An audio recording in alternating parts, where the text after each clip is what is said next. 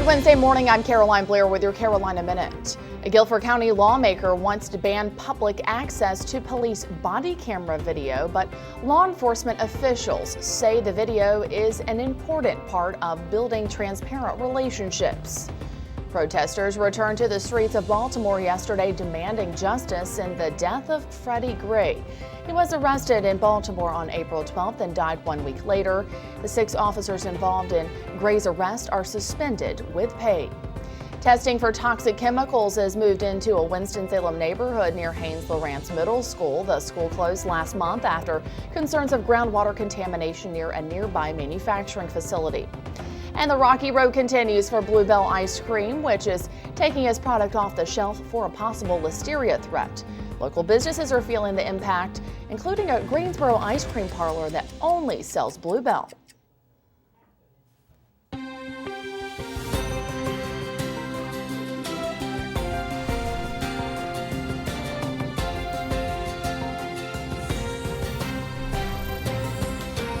You're watching Time Warner Cable News all morning. I'm Rob Bovere. It's now 1 minute past the hour. It looks as if it's going to be breezy and sunny in the Triad today. For details, let's check in with meteorologist Matthew East in the Weather on the One's Forecast Center. Hi, thank you very much. It is now 1 minute past 7 o'clock. I'm meteorologist Matthew East here in the Weather on the One's Forecast Center. A bit of a cool start to the day. You likely need those light jackets as you head on out the door, but plenty of sunshine out there. There's a look at our Greensboro tower camera. That sun is up this morning, but it's cool. 39 at the Shiloh Airport near Reedsville. 42 in Burlington and Winston-Salem, 41 in Asheboro, and 46 currently in Greensboro. 44 down in Charlotte, 37 in Asheville, 53 for the Carolina coast there. Cape Hatteras down to Wilmington. Off to the west, a couple areas of some showers associated with an incoming front. And we will have the chance of some scattered showers here as we get into the course of this late afternoon.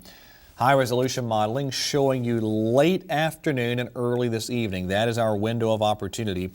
Seeing a few scattered showers out there. Otherwise, a warm and breezy day, 76 the high, pretty gusty southwesterly winds. Lows tonight in the 40s.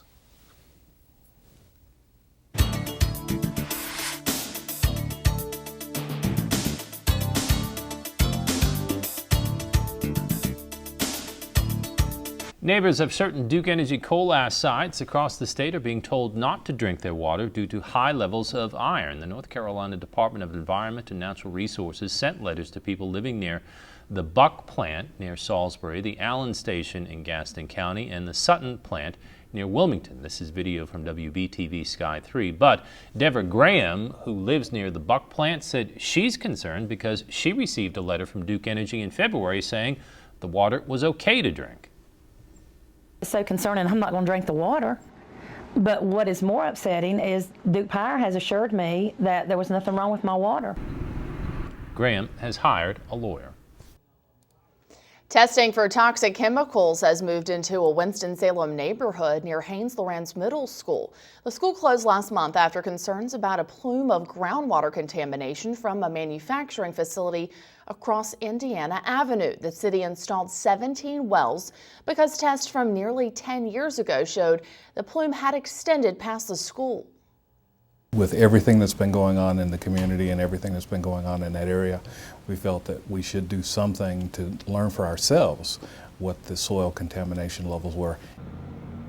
The testing started a week ago. Officials say depending on what they find, they may extend the groundwater testing or do air quality testing in some of the homes. The General Assembly is wrestling with whether to publicly release police body camera videos. Representative John Faircloth has filed a measure to prevent the release, but has asked fellow lawmakers to pass a matching bill that would study the positives and negatives of releasing them. Meanwhile, some law enforcement officers see them as an extra layer of protection. We'll go through the study and we may come out with a completely different group of rules, but we have so many questions out there about the body cameras. It takes any doubt out of the public's mind if the officer done anything wrong, and it can show the public that that we are doing our job right, or maybe it was a split-second life or death decision. Faircloth's bill would allow a police chief to release the video if he or she believes it's in the public's best interest. The Justice Department is launching a civil rights investigation into the death of Freddie Gray, a black man who died a week after suffering a spinal injury in police custody in Baltimore. About 1,000 people gathered last night at the site where he was arrested. The 6 officers involved in his arrest have been suspended with pay, which is standard procedure for an in-custody death. The family's attorney has said Gray was in perfect health until police chased and tackled him. The city's mayor has said she will get to the bottom of the case. Nearly 100 people gathered on the Duke University campus yesterday in support of 2 organizations fighting racial injustice. The Black Student Alliance and the Black Graduate and Professional Student Association passed out these T-shirts to more than 500 supporters, sharing the message that Black Lives Matter. Students recently gave Duke administration a list of demands following what they call a string of racial targeted events in the university. We do matter. We do matter. African Americans are United States citizens. We are human beings, and we deserve for our humanity to be affirmed. And so, given the systemic problems that still exist, that have existed and still exist in this country, we want to combat that. Both groups are asking administrators to educate upcoming freshmen during orientation about race, ethnicity, class, and gender. They're also asking for a pre-orientation to help better acclimate Black students. Authorities say a York County, South Carolina teenager planned to attack a U.S. military base in the hopes of joining ISIS. They haven't released the name of the 16-year-old boy, but say his family is originally from Syria. They say he and a person in North Carolina he was communicating with through social media and text messages planned to attack a base in retaliation for military airstrikes against ISIS, and that they found a pistol in the teen's home. When he was pressed on it and pressed on his possible association with some of these radical Islamic groups, he finally acknowledged that he did possess the pistol because he had intended to join with another individual in North Carolina.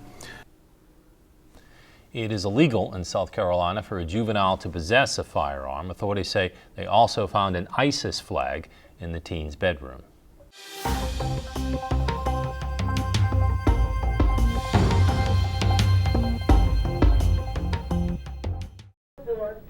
Traffic in the Greensboro area looking great right now at the interchange of I-73 at Business 85. Still no reports of any major slowdowns or accident calls right now in the Greensboro area. Taking a live look out towards I-40 at Lee Street. Traffic moving extremely well, all directions there. No troubles being seen in Winston-Salem at this time. Eastbound traffic especially along Business 40 right at Peters Creek Parkway. And in the Kernersville area, be aware that the left lane remains blocked both directions along Business 40 right near Macy Grove Road. This is for some median work, so again, be on the lookout for not only congestion but also work crews on the scene as well, and make sure you give them extra space to do their job.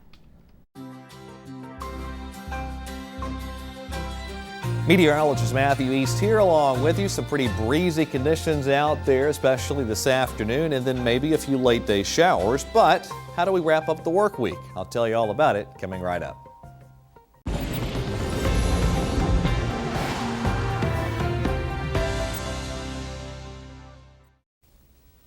Good morning to you. 11 minutes past 7 o'clock. Here's our setup for today. Cold front off to the west of us. That'll get here this evening. Now ahead of it, we're going to have some pretty gusty southwesterly winds in place as our Wednesday unfolds. Could easily see some wind gusts this afternoon up over 30 miles per hour.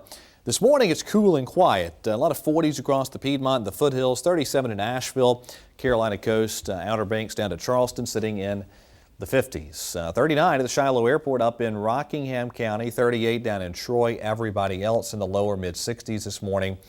Going to be a pretty nice afternoon, though temperature wise we should top out in the mid to upper 70s by the time this afternoon is said and done. But it will be breezy. There's your winds, pretty significant out of the southwest and west as today unfolds. Then again, late this afternoon, a few scattered showers, a good possibility. 76 the high today, dry and really nice weather Thursday and Friday.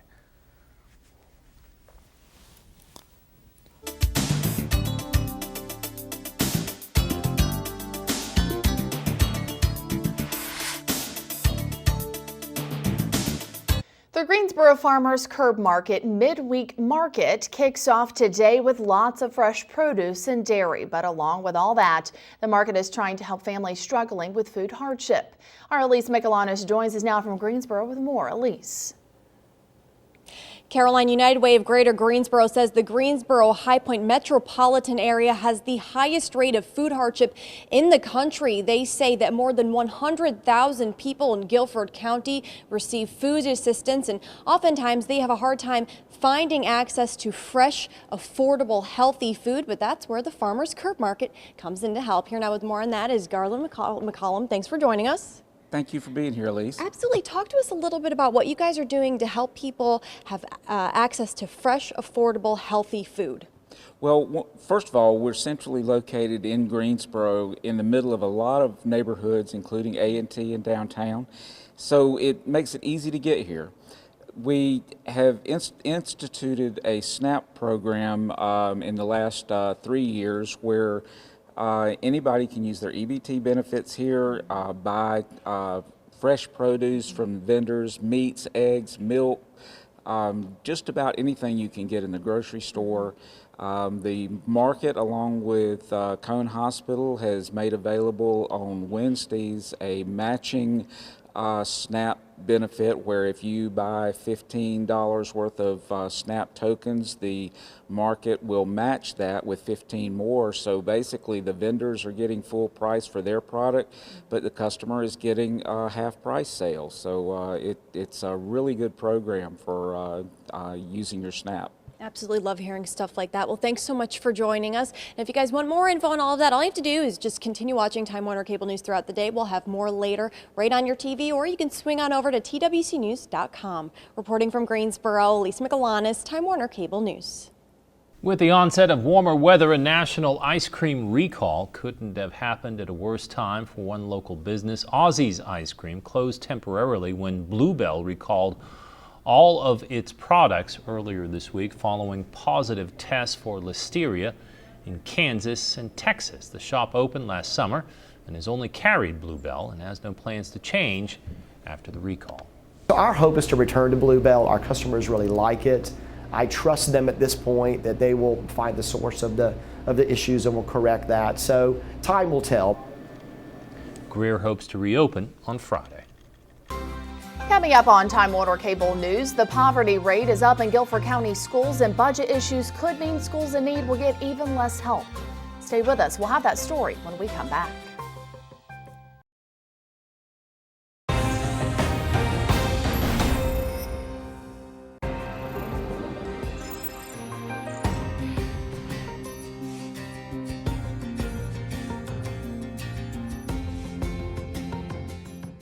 The poverty rate among students in Guilford County schools is up this year. Low-income students made up 59% of students last school year, compared to 67% this year. But school officials say those numbers were calculated differently.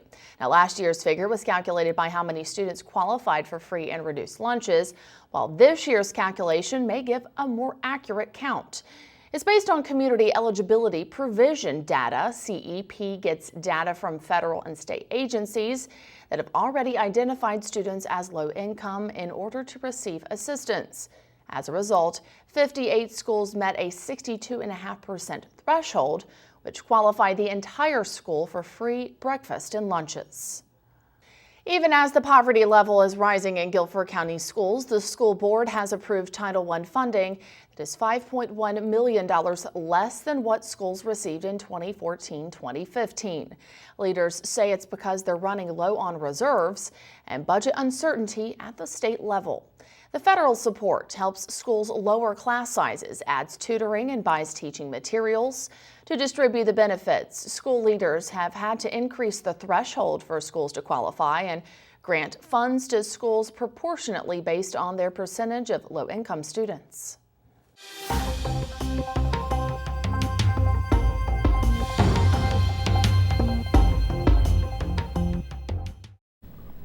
Traffic in Winston-Salem this morning, building both directions along Business or Highway 52, right at Rams Drive as we look north towards the interchange with Business 40. No major accident calls being reported right now in the Winston-Salem area. Elsewhere around town, traffic looking great right now. Business 40 right at Peters Creek Parkway. No eastbound delays to be seen just yet, though those will be coming here in the next few minutes. Over in Kernersville, getting word of a vehicle on fire at the intersection or interchange of Highway 66 at I-40 Business. So be on the lookout for fire crews on the scene there. Over in Greensboro, traffic looking great both directions, east and westbound along I-40 right at Elm Eugene. Carolina Panthers 2015 schedule is released. We'll break that down, plus a busy night of baseball and more coming up in sports.